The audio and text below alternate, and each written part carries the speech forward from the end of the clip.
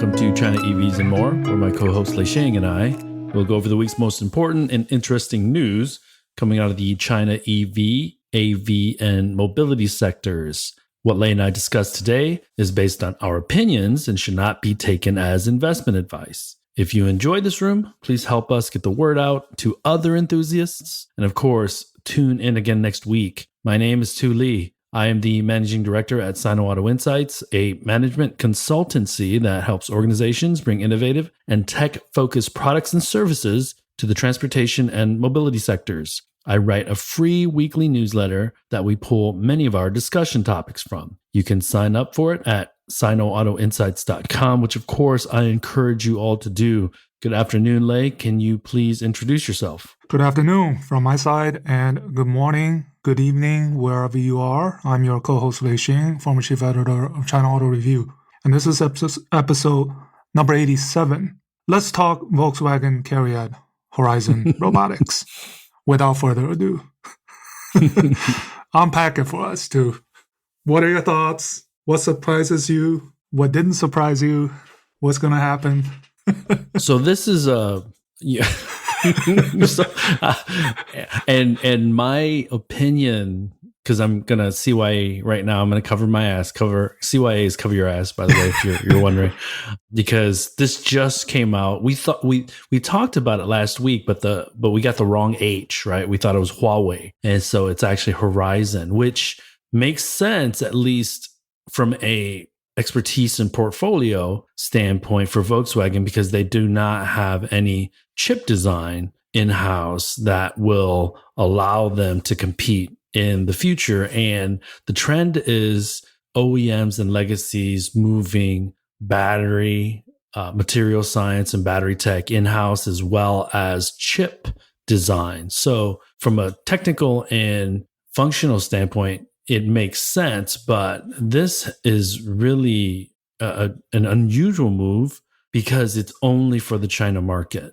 And it is with one of what I would have called the Chinese government's like princelings in the chip design space, or the AI chip design space. And so now is the Chinese government going to still look at Horizon the same way as they are now owned 60% by a German company? I don't know. You go ahead and let me know what you think, because my opinion might evolve based on what you say. Yeah, well, to be clear, that 60% is what Cariad owns in the joint venture. But right. There was a fine print that this was also an investment into Horizon Robotics, but that wasn't revealed, how many percentage. Yes. So that's number one. And then I think my opinion is this is one of those, the right time, the right place sort of things. And especially, I was talking to a PR person from Horizon, and she was kind of telling me, this is a sensitive time, of course, because of the China-US chip restrictions that are going on. Which escalated even further this week. Right. So we were looking forward to this being announced previously.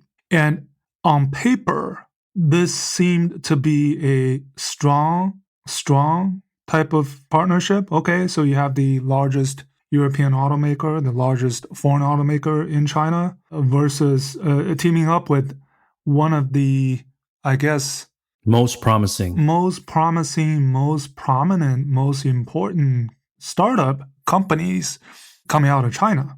And let me emphasize that Horizon is neighbors with Zhongnanhai, right? So with where the Chinese government resides. So it's based in Beijing. So in reality, this is actually a weak versus a strong. Weak being Volkswagen's software side of things. And I think we've talked about Volkswagen Cariad and Horizon many times on the show, and we've dunked on Volkswagen enough that this just felt like, I think it was revealed by Ralph Brandstetter in his LinkedIn post, that this discussion began in January. So this was in motion well before the CEO change. Transition, right. Right. So this is a 10-month, let's say, discussion. And now it's You could probably give Wallenstein credit for this. Sure. And, Horizon Robotics, I would say they are the CATL in the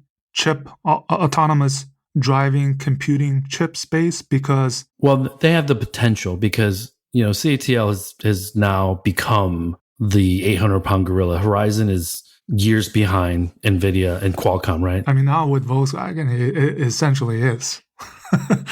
And it's like it needs to fulfill its potential. And it's like one of those things where you head out and you're trying to find a restaurant and you kind of pick and choose. And normally you will probably go into a restaurant where there's a lot of crowd.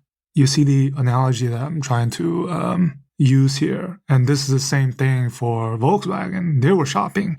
And I think over that 10-month period, they believed that Horizon presented the best opportunity and the fastest in terms of speed on both the hardware and software side of things. So that's how they ended up choosing them. I think that was the... And to unpack that even a little bit further, Lei, Horizon already counts SAIC, Audi, BYD. So a lot of automotive customers. So they do have history in the automotive space, recent history with the automotive space. Horizon does, just to clarify. Yeah. So, I mean, just this past year, I mean, how many announcements have they announced, right? Various strategic investments. Li Auto. From Chery, from FAW, teaming up with BYD, Li Auto, the L8. The Pro version has the Journey 5 chip, whereas the Max version has the NVIDIA chip, right? So yes. the Netta U2 that just came out. Let's be clear, because there's, Volkswagen is betting on promise because the level of technology is not there yet, right? The roadmap will be there, or at least points to that direction where they'll be able to compete with the Qualcomms and NVIDIAs in the next several years, but it's still just a promise right now. And I'm in complete agreement. I actually tweeted about it. It reeks of desperation a bit from Volkswagen Group to be doing this. The last time they had a transaction this large was the investment in Argo, U.S. autonomous vehicle startup years ago that they co-own currently with Ford. Not co-own, but they've co-invested with Ford. So we had talked about this a couple weeks ago, right? The make versus buy decision. Right. And they've come to the realization Volkswagen Group has over the last several months, because outside of 12, 14, 18 months ago, you and I had spoken with Volkswagen people and they still thought they could do this in-house by themselves. So this realization that they needed to buy, meaning partner or acquire the technology side of things, has been a recent turn of events. Yeah, I think regardless, China or globally, you always need partnerships on this next, what we call the second half of the smart EV competition. And the fine print, I think, worth mentioning in that presser is, and I quote, integration of numerous functions in one integrated chip intended to increase stability and reduce energy consumption of entire automated systems, allowing for scalable ADAS and AD solutions with differentiating innovation.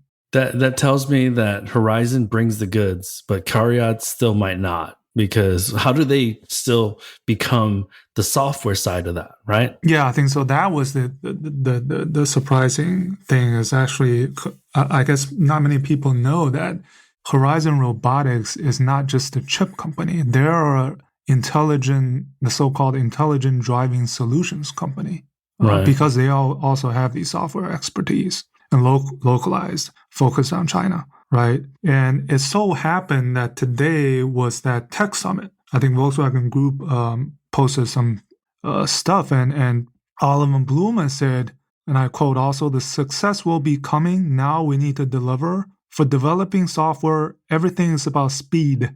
And I think Volkswagen believes this joint venture with Horizon Robotics is going to offer them the best speed, hence the announcement. Let me put my legacy auto hat on. I can't hire Usain Bolt to make things faster for me.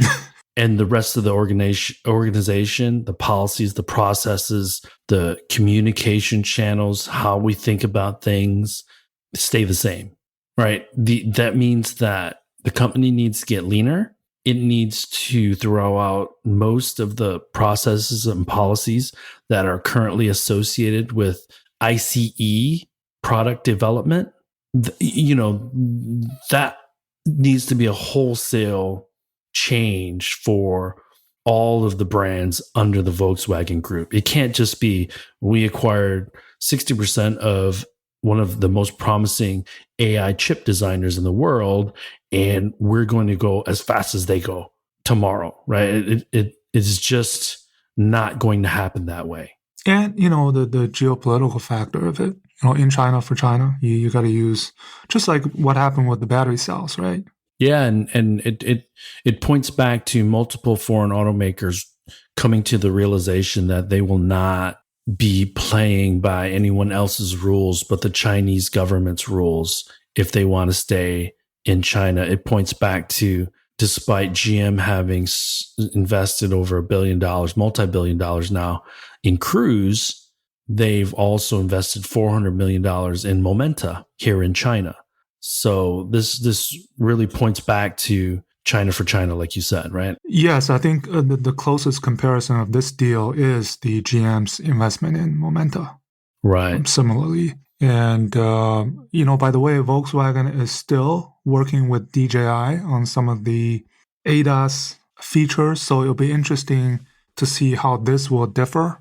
And speaking of Huawei, that's still not, out of play. It's still possible because there's a lot of cooks in the kitchen right now, though. Yeah, right? With this third new entrant, right? Yeah, and remember earlier this year we had talked about this, that Volkswagen was going to select, let's say, a dozen or so suppliers. Right. Remember that? Chinese. Yep. Yeah, Chinese suppliers. So this could be one of those announcements, but this is for China for now.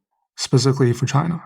So, and let's not forget, if I am an automaker that was closely aligned with Horizon from a product planning standpoint, now does that relationship die on the vine and I go out to a Black Sesame? Do I go out to a Inflame? These are other AI chip designers in China because the last thing you want to do if you're a promising automaker is align yourself with a company that's more than half owned by another automaker, your competitor. So these relationships and these customers that we named off earlier about 2 minutes ago, the Li Autos, the BYDs, the SAICs, those relationships and customers might die on the vine now because, number one, Volkswagen is probably going to suck all the air out of the room and utilize Horizon's resources to its fullest, right? So they're not likely going to have a lot of bandwidth for other customers.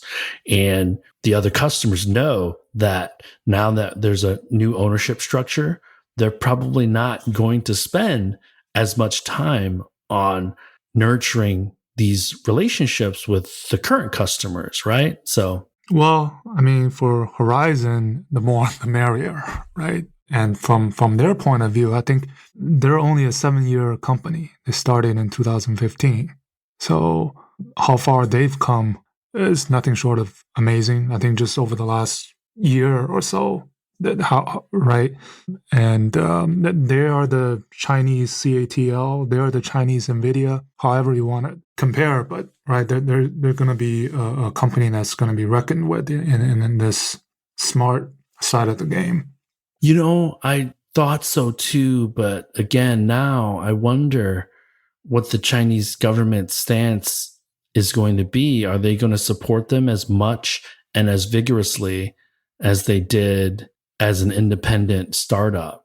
Right? I don't know if they'll move their focus onto other independent AI chip designers. So I think the jury's still out for me. I'm not sure that Horizon is going to get that level of attention, positive attention from the Chinese government moving forward. So yeah, well, so far there's in Horizon space, there's probably 3 or 4 other competitors, smaller. Black Sesame being one of them. There's a few others that we're gonna see more of in the coming months.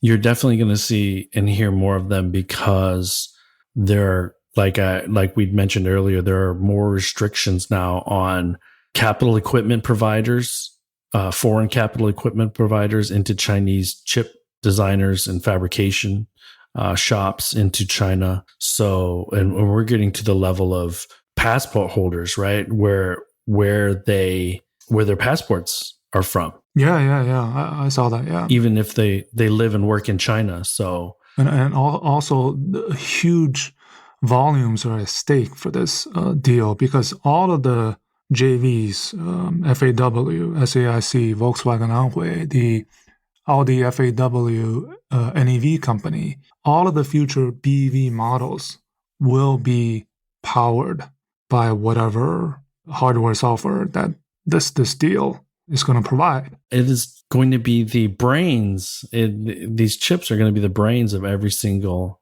EV built in China. Yeah. So, Yeah.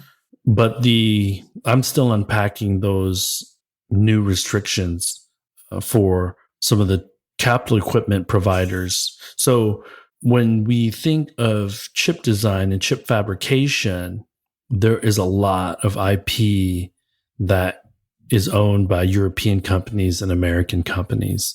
So big names like KLA, Lam Research, they sell equipment, testing equipment, capital equipment, and any fab, whether you're in China or Taiwan, you need this equipment to validate the ASICs or the chips or the silicon that you're making. And so if you spend millions and millions of dollars in purchasing capital equipment, there are support individuals that come along with that. And sometimes they actually live and work at your, not literally live, but work at your facility to help manage any quality or any engineering issues. And so there are a number of foreign employees or employees from these capital equipment providers that sit and work at the fab shops for SMIC, for all these other Chinese companies. And they've been told basically to not come to work. They can't go to these factories anymore. So there's, and it's kind of understated. Some of the folks that I follow on Twitter, we've kind of alluded to it, is that there are a lot of ethnically Chinese employees with U.S. passports. Now, what does that mean for them? You know, I think that's kind of one of those gray areas that nobody knows. And they'll be very torn. So, yes. Right.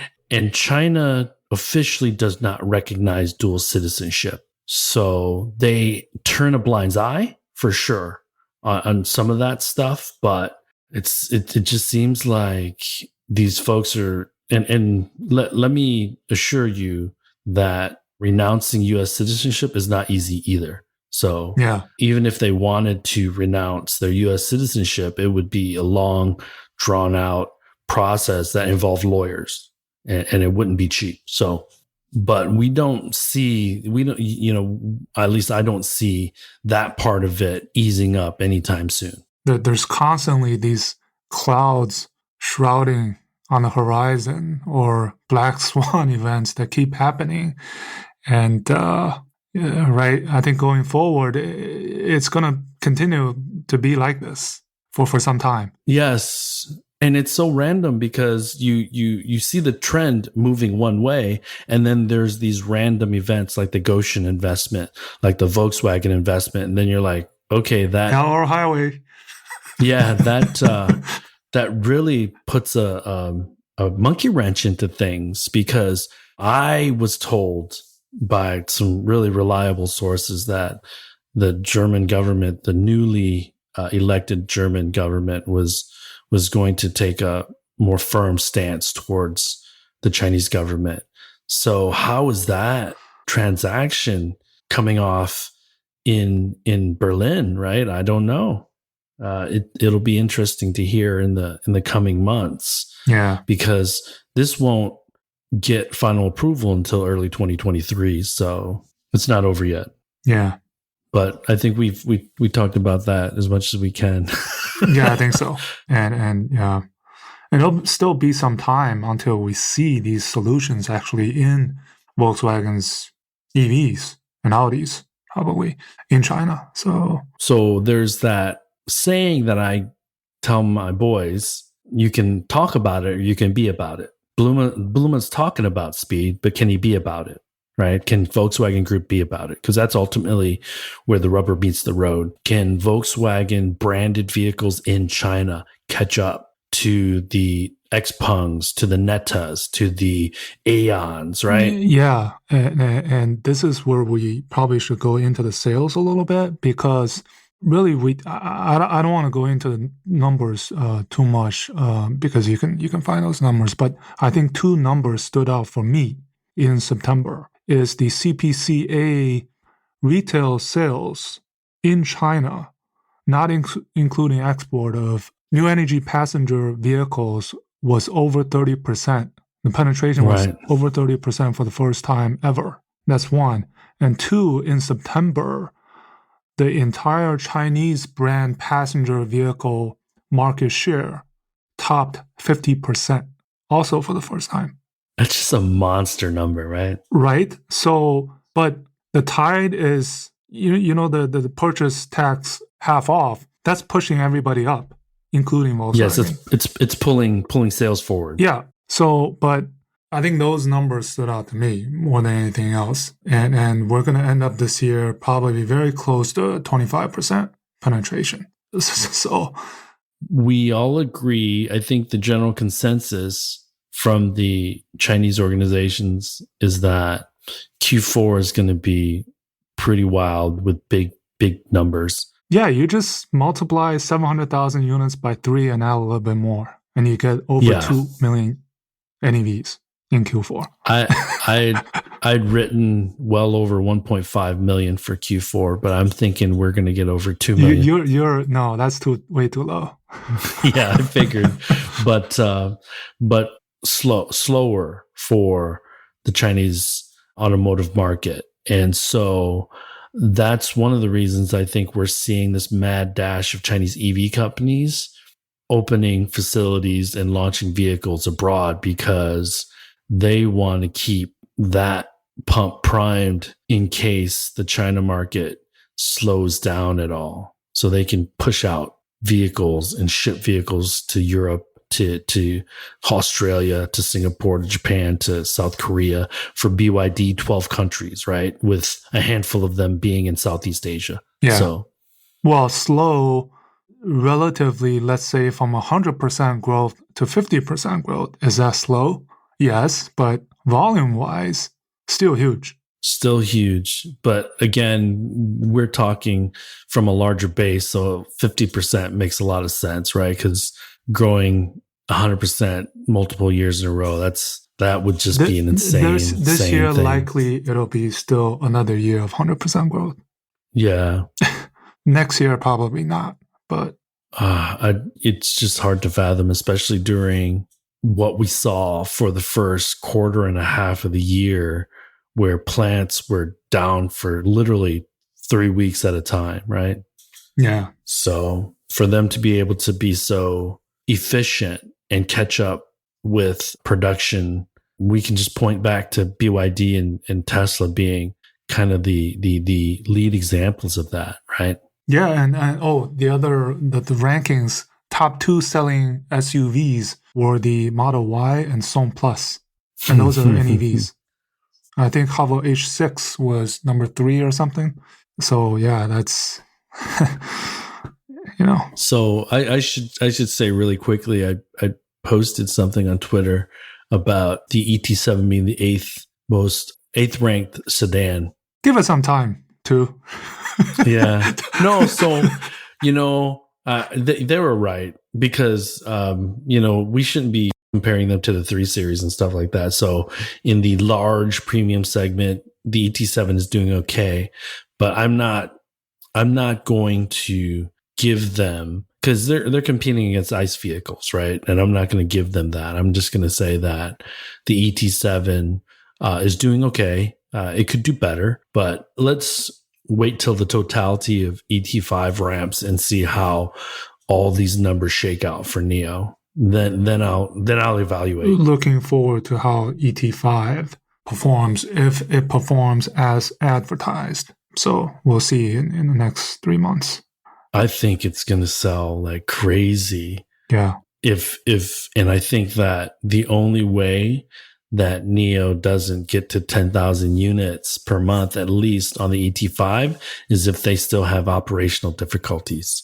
I'm not saying they'll get to 10,000 in October, but they'll need to get to 10,000 in the next couple of months because I think the demand is there. Yeah, because ET5 right now is in a dedicated standalone production facility, right? Yeah. So all they need to do is make the line move faster. That's it. Yeah. And they do that by making sure that the parts are coming in on time and the battery supply is also coming in the production volumes that are necessary to keep the machine moving, right? So, well, anyways, for China's NEV this year, just 2 big numbers to keep in mind is 7 million units, 25% penetration. That's probably a foregone conclusion based on things. I have to pat myself and you on the back. We talked late last year, maybe as far back as October of 2021, about how Tesla would likely start to see a slowdown in demand because of no new products, right? Now the Western media has picked up on it, and all you're seeing are silence from the Tesla stands and analysts saying, "Oh man, demand is going to fall off a cliff for Tesla, blah, blah, blah." We talked about that a year ago. I think we also look at it this way. Tesla is still doing pretty good, but there's other people that are doing even better. So it just all depends on how you look at it. Yeah. I'm still impressed with Tesla because I thought by middle of summer that they would have slowed down a little bit. But I would just say this, that if Elon Musk's famous quote that prototypes are easy and production is hard, the only 2 companies that are passing grade on that front are BYD and Tesla. Yes. Right now. There's nobody else. What makes BYD even more impressive than Tesla is that BYD is ramping multiple new products, whereas Tesla is just leaning into 2 products. So the level of efficiency that Tesla has shown has been amazing, but the level of efficiency on top of the increased complexity at the BYD factories just makes the degree of difficulty for BYD off the charts, right? Yeah, and well, BYD, I mean, while expanding overseas, they're not home free, right? We've seen some issues popping up here and there. Yeah, there could be a stop ship order for BYD Atto 3 vehicles in Australia. So that's a real issue. Yeah, and it's all because of some tether in the middle back seat, which reportedly, if not done right, would make it a 4-seat vehicle rather than 5-seat. That's what I read. Yeah. Yes. And Australia is known for having some of the most stringent rules for homologation and safety in the world, because that vehicle has passed safety for the UK, I want to say, and Europe. So, so really quickly, Europe, the UK, Australia, the United States, they all have different standards. Some are similar, some are unique to these markets. And remember that the Atto 3 was designed as a left-hand drive vehicle. So there's probably some issues on the right-hand side. And there's issues with the local requirements from Australia. And if you think about the vehicles and the size of the streets and the size of the vehicles, then you'll figure out why the United States has different safety, because there's a freaking SUV right next to you, almost every car is an SUV, Tahoe, an Expedition, a Lincoln Navigator, an Escalade in the United States. And so the safety standards need to be amped up in the United States versus a Europe where a lot of these places, they don't have that many highways and these big SUVs driving next to them. So the stakes are high. And it's not about BYD. It's about China EV Inc. and the reputation. So they need to be extra careful. The BYDs and these other ones, especially launching in Europe soon. So, and I have to point out that they picked this partner, EV Direct, and EV Direct is effectively a startup. So I think there's some growing pains with that relationship as well. So let's Polestar? talk. Yeah. Yes. Okay. Is that what you had in mind? Yeah. So you watched the event. I only watched the highlights. Yeah. So please detail for us your highs, lows, and your takeaways. To be honest, this is an awesome car. Like technology-wise, safety, sustainability, everything about the Polestar brand, the design, features, how it looks. It just like, I mean, I would want it until the price comes out. So it was ooh, ah, and then oh. That's basically the my reaction, and even higher pricing in China when the car is made in China. that's kind of that's the head scratcher for me, because in the United States pricing kind of establishes positioning a little bit, or at least it wants to establish positioning in the market. So 84,000, yeah, so be it. They said that they're going to compete against the Cayenne, so that was no surprise. But wow, the China price, $125,000. Taikuela. I tweeted that. So, but I'm of a different sound and mind, Lei. I like it. Yeah, I like it too. But there's a reason why Volvo didn't sell well. I think the interior is like nice, but it needs to be, it's super clean, but it's too simple for me, right? Because if I want simple interior, I'll just get a Model Y, because it looks, if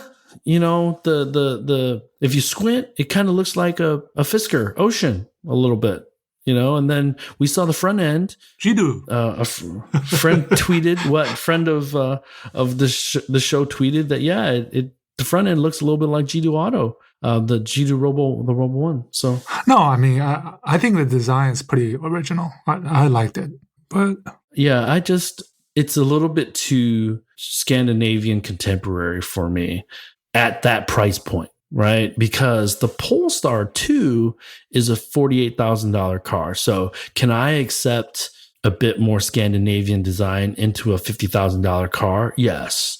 But when we're pushing towards 90 grand, I need to see I just need to see more, right? Because the Volvo XC90, the interior looks great to me, but it's more substantial than the Polestar 3, I think, right? Yeah. In terms of cadence, I just thought from growing from 29,000 units last year to 290,000 in 2025, you need a volume driver, which let's say it could be a 3 or 4, but you need a right-sized SUV and right-priced SUV to drive that volume, and especially for the US market. Right. So for all of next year, pretty much it's only the 2 that'll be on sale.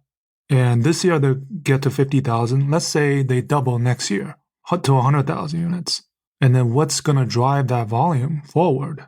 You kind of question that target now. And remember that at least in the United States, their tax incentives, the reason they're building in South Carolina, is probably aligned to productivity and jobs in order to get those tax breaks.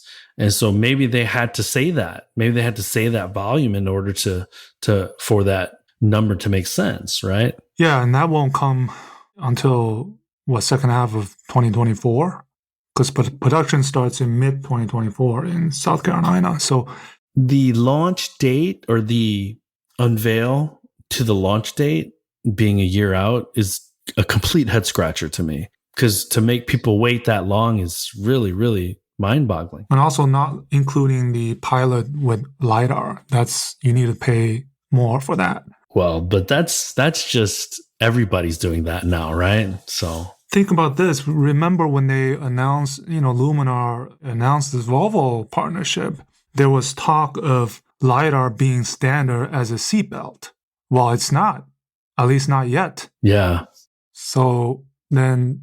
Yeah, I just see echoes of Volvo being a super niche, or not Volvo, but Polestar being that super niche brand. Like, because I had two Saabs. So let me take a step back and say I supported these Swedish car companies, but they are niche, and at $85,000, you better pull out some heartstrings, because it's way too competitive at $85,000, right? In that market segment, to not bring the kitchen sink. So, and yeah, it's a year out. So what are they thinking about? So they're going basically against the Luces, the Rivians, which are in that price range, right? And they're going after the BMW X5. Yeah. Effectively, right? And in China, this is something that's, their global sales, you have China being the largest market, but pretty much all their sales are outside of China. I heard year to date, they've only sold like maybe a couple of thousand units all this time in China. So the two largest markets in the world are their worst markets. The US and China is Polestar's worst markets. Yeah. Full stop. And by the way, within the last 2 years, they've had 5 different CEOs for Polestar China. So, and this is a publicly traded company. So the if you're a shareholder, I don't know if you're frustrated or excited. Both. But I just wish there's more to it. Because the car is a great car, but again, I think that the pricing was the most talked about issue.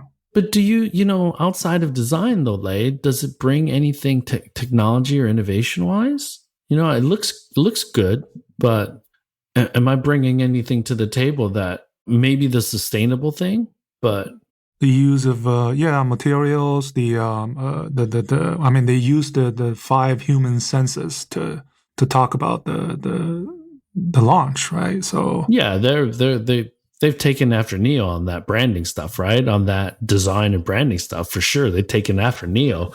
But, at the end of the day, because you attach Polestar to Volvo, maybe, I don't know.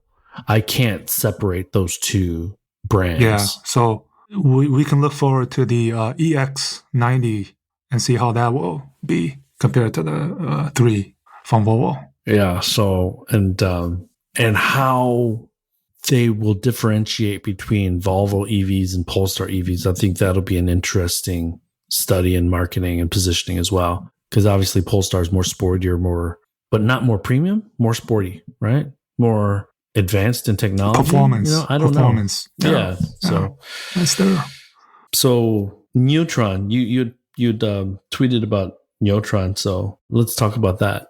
First of all, Xiaoyu and Neutron, I don't know how to say it. They have the same founder, but it is not connected to the electric moped company from China. 2 separate entities. They don't share anything. They don't share any capital. It's completely separate entity, separate company. So there's still confusion about that.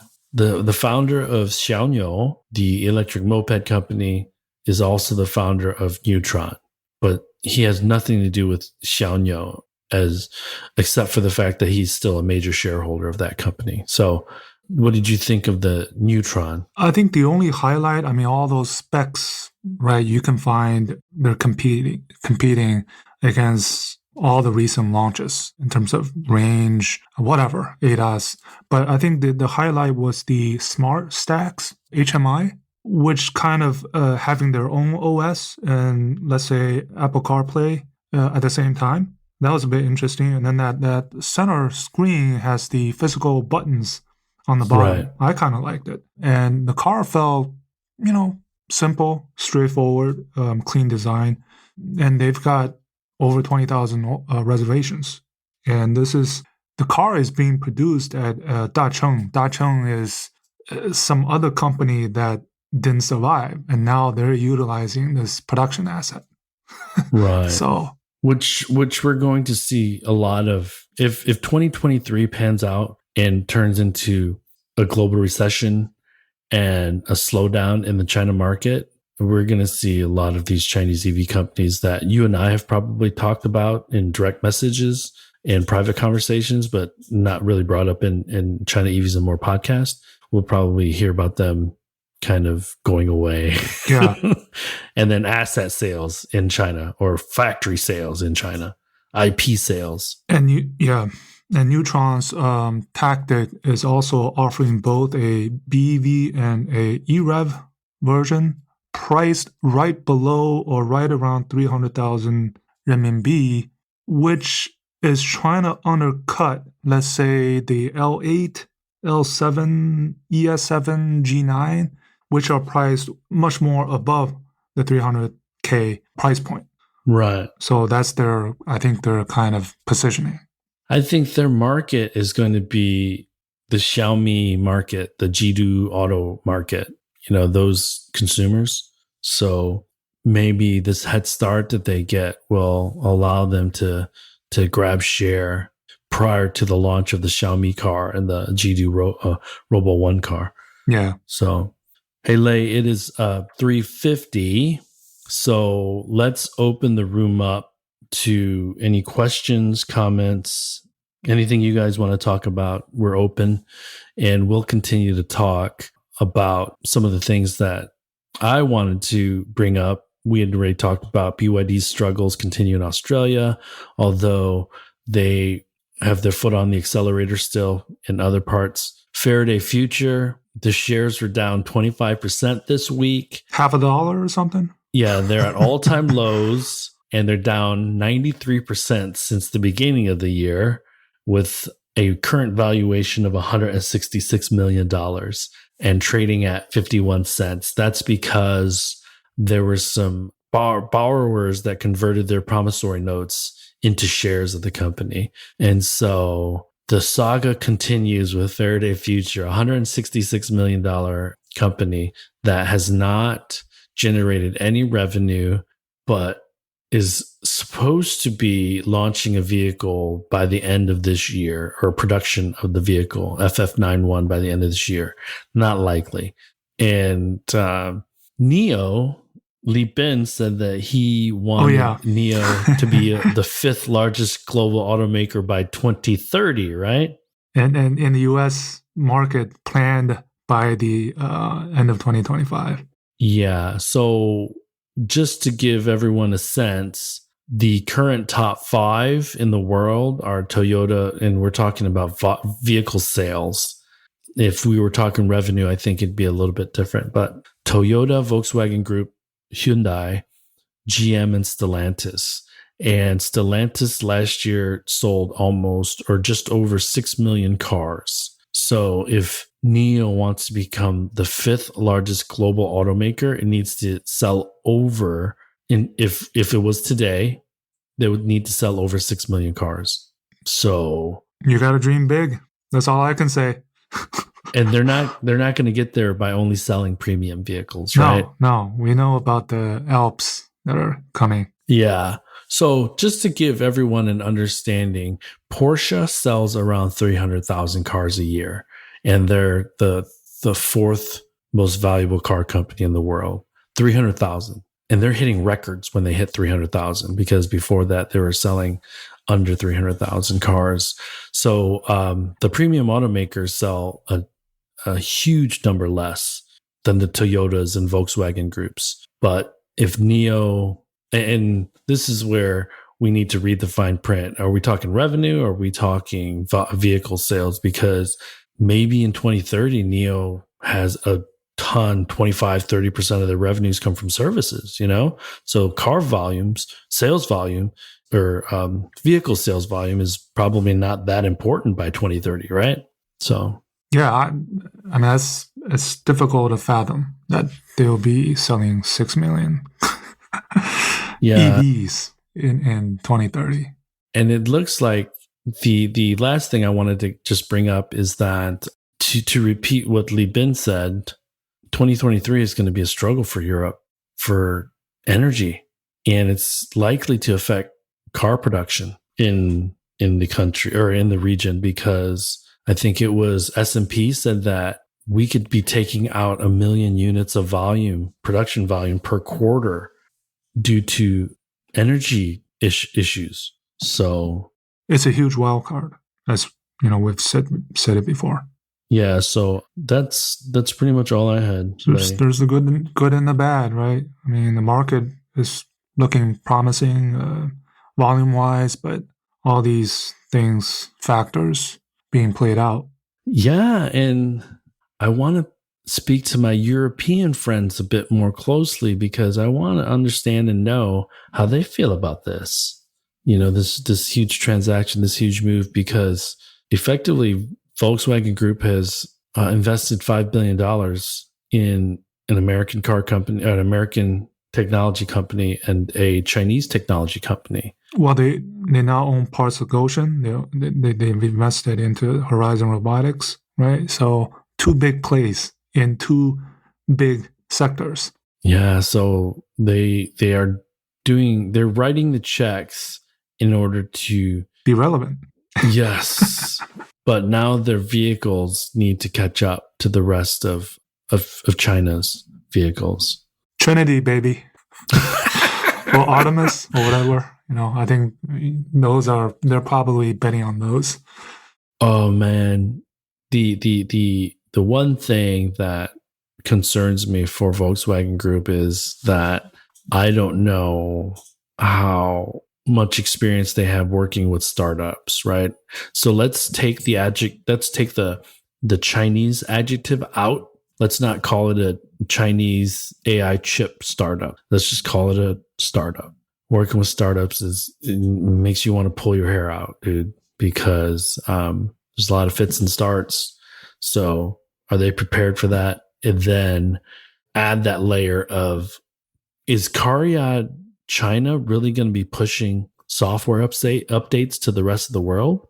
Could we see that being driven by China? I think they'll play a role in some of the development, but not necessarily, as you said, but primarily within China. They need to play a leading role, though, Lei. They need to play a leading role. That's how I feel. But yeah, so that's it for me. Unless anyone has any questions or comments, we can pull you up. If not, Lei, you have anything else? Okay, so housekeeping. Our latest Max episode has dropped. It's our conversation with Dr. Jun Pei, founder and CEO of Cepton, the Silicon Valley-based LiDAR company that's supplying LiDARs to GM's Ultra Cruise program starting next year. So make sure to listen to that. It's good to compare and contrast what Omer Kilof says with what Dr. Junpei says. Totally different technology route and approach. Because Dr. Junpei emphasized the bridge, the ADAS bridge, and how they're focused on fulfilling that space and that opportunity with their product.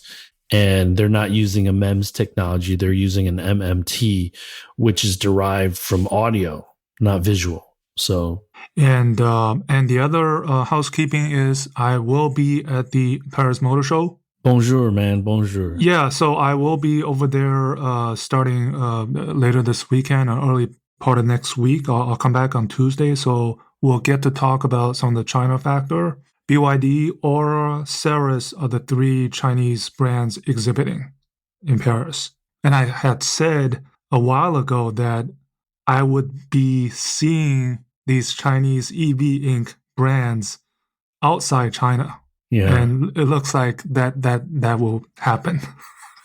So I'm kind of excited because it's anytime that I'm seeing these Chinese brands, the Chinese are coming, it's exciting for the good and the bad. It ain't going to be as fun as Detroit Auto Show, man. So. it's going to be a totally different feel. I'm sure of that. Yeah. Well, I'm anxious. I'm anxious to hear what your thoughts on size and kind of energy is. So have you been to the Paris Yes, Auto last Show time before? was 2016. Okay. Is it pretty exciting? Is it pretty laid back? It's both. I mean, it's it's Paris, right? It's French. How far from Paris proper? Is it in the burbs or is it right in the city? Well, it's not in the burbs, but it's a little bit farther away from the city. The what's the place called? The Versailles. My French is really bad, so it's like an exhibition ground for where the auto show is held. So like Xunyi. Like that, kind of like that. So yeah, okay. All right. Well, cool, man.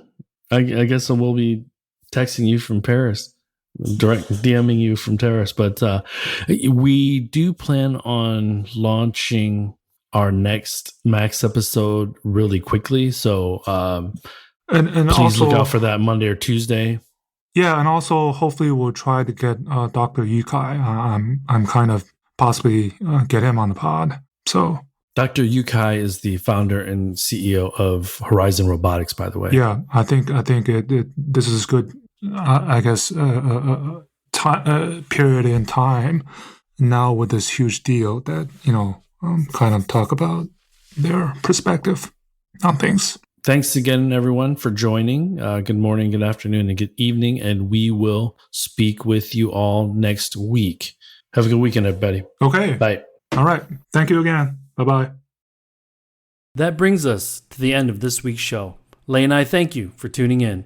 My name is Tu Lee, and you can find me on Twitter at Sino Auto Insight. That's SinoAutoInsight. You can find Lei on Twitter at LeiXing77. That's LEIXING77. If you wouldn't mind rating and or reviewing us on Apple Podcasts, Spotify, or wherever you grab your podcast from, we'd appreciate that as well. Even better, if you enjoy this show, please tell your friends about it. Please join us again next week as we track down all the latest news on China, EVs, and more.